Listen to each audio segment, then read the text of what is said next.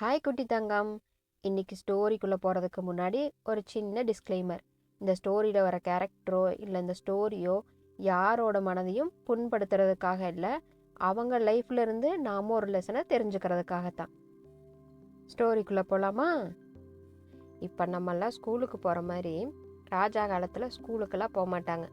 குருகுல கல்வின்னு சொல்லுவாங்க. அதாவது மாதா பிதா குரு தெய்வம் அப்படின்னு சொல்கிறாங்கல்ல, அந்த மாதிரி தெய்வமே குருவுக்கு அப்புறம்தான் அப்படிங்கிற மரியாதைக்குரிய ஒரு பர்சன் கிட்ட தான் படிக்கிறதுக்கு போவாங்க. அங்கே போய் வாழ்க்கையோட நல்லது கெட்டது, அதுக்கப்புறம் பல கலைகள் இந்த மாதிரியெல்லாம் கற்றுக்குவாங்க. அப்படி பல நல்லதுகளை சொல்லி கொடுத்த ஒரு குருகுலத்தில் சீடர்களை பார்த்து ஒரு நாள் குரு சொன்னாராமா, என்னோட இந்த பிறவி முடிவடைய போகுது, சீக்கிரமாகவே உங்களை விட்டு நான் பிரிய போகிறேன் அப்படின்னு சொன்னாராமா. அப்படி சொன்ன உடனே குரு தங்களை விட்டு பிரிய போகிறத நினச்சி சீடர்கள்லாம் ரொம்ப சோகமாயிட்டாங்களாமா. சீடர்களோட சோகத்தை போக்குறக்காக குரு சொன்னாராமா, அடுத்தது நான் என்ன பிறவி எடுக்க போகிறேன்னு எனக்கு தெரியும். ஒருவேளை அந்த பிறவி எனக்கு பாதியில் முடிவடைஞ்சிருச்சு அப்படின்னா நான் மீண்டும் மனுஷனாகவே பிறந்து உங்களுக்கு குருவாகவே வர்றதுக்கு வாய்ப்பு அதிகமாக இருக்குது அப்படின்னு சொன்னாராமா. இதை கேட்ட சீடர்களுக்கெல்லாம் ரொம்ப சந்தோஷம் ஆயிடுச்சு. உங்களோட மைண்ட் வாய்ஸெல்லாம் எனக்கு கேட்குது. ஆனால் அந்த காலத்தில் அப்படி இல்லை. அவங்க நிஜமாலுமே குரு மேலே ரொம்ப பக்தியோடையும் பாசத்தோடையும் இருப்பாங்க. சரி, அப்படியே ஸ்டோரியை கன்டினியூ பண்ணலாமா? குருவை பார்த்து கேட்குறாங்க, என்ன குரு, அப்படி என்ன நீங்கள் பிறவி எடுக்க போகிறீங்க அப்படின்னு கேட்கும்போது குரு சொல்கிறாராமா, நான் பன்னியாக பிறப்பேன். அப்படி பிறந்துட்டேன் அப்படின்னா என்னால் இப்படி குருவாக இருந்துட்டு அந்த வாழ்க்கையில் வாழ்கிறது ரொம்ப கஷ்டம்.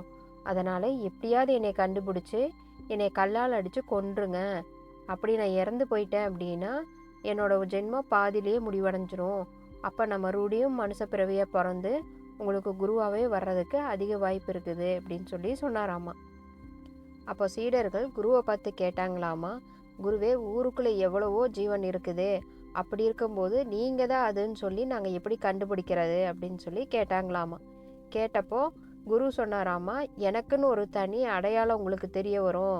இந்த மாதிரி நெத்தியில் ஒரு திலகம் இருக்கும், அதை வச்சு நீங்கள் நான் தான் அப்படின்னு கண்டுபிடிச்சிக்கலாம் அப்படின்னு அவர் கண்டுபிடிக்கிறதுக்கான ஐடியாவை சிஷியர்களுக்கு குரு கொடுத்தாராமா.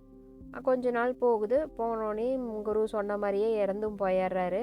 அவருக்கான கடைசி காரியங்கள்லாம் செய்து முடிக்கிறாங்க. செய்து முடிச்சுட்டு குரு எங்காவது பிறந்திருப்பார் அப்படின்னு ஊரெல்லாம் தேட ஆரம்பிக்கிறாங்க.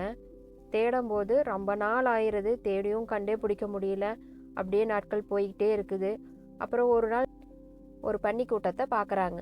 அந்த கூட்டத்தில் உத்து கவனிக்கும் போது அதில் இருக்கிற ஒரு பெரிய பன்னிக்கு குரு சொன்ன அந்த நெத்தியில் இருக்கக்கூடிய திலகம் இருந்தது. அதை வச்சு அவங்க கண்டுபிடிச்சிக்கிட்டாங்க, இது குரு தான் அப்படின்னு ஓகே, இப்போ நம்ம குருவை கண்டுபிடிச்சிட்டோம், கல்லால் அடித்து கொண்டுட்டோம் அப்படின்னா நம்மளோட குரு நம்மளுக்கு சீக்கிரமாக திரும்ப கிடச்சிடுவார் அப்படின்னு ஆள் கல் எடுத்துகிட்டு அந்த பன்னியை அடிக்க ஸ்டார்ட் பண்ணாங்களாமா. அப்போ அந்த பன்னி திடீர்னு பேசுச்சாமா. இவங்களுக்கெல்லாம் ஒரே ஆச்சரியம், எப்படிடா இது பேசுது அப்படின்னு. உடனே அது கேட்டுதாமா, எதுக்காக எல்லாரும் என்னை சேர்ந்து அடிக்கிறீங்க அப்படின்னு. அப்போ சீடர்கள்லாம் சொன்னாங்களாமா, குருவே, நீங்கள் தானே சொன்னீங்க நான் அடுத்த பிறவி எடுப்பேன், அதில் பன்னியாக இருப்பேன், என்னை அடித்து கொண்டுட்டீங்க அப்படின்னா நான் மீண்டும் உங்களுக்கே குருவாக வந்துடுவேன் அப்படின்னு சொன்னீங்க. அதனால தான் உங்களை கொல்றதுக்காக நாங்கள் எல்லோரும் கல் எடுத்துகிட்டு வந்தோம் அப்படின்னு எல்லோரும் சேர சொல்கிறாங்க.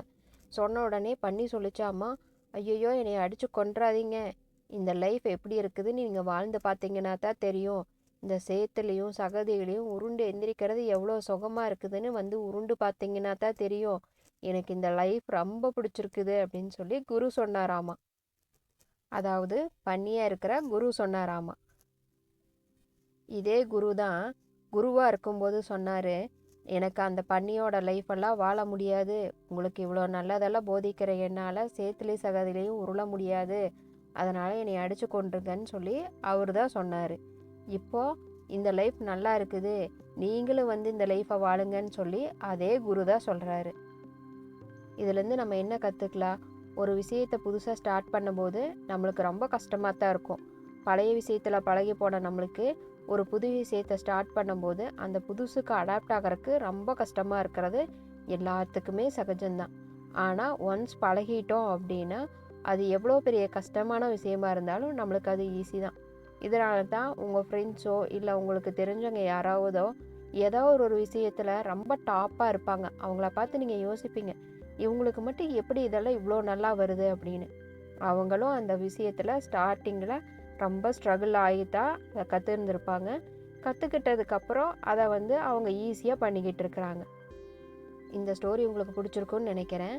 இந்த ஸ்டோரியில் வர குருவாக வாழ்கிறது கஷ்டமா, இல்லை அவரோட செகண்ட் பிறவியான பனியாக வாழ்கிறது கஷ்டமா, எதுன்னு சொல்லி கமெண்ட்டில் சொல்லுங்கள்.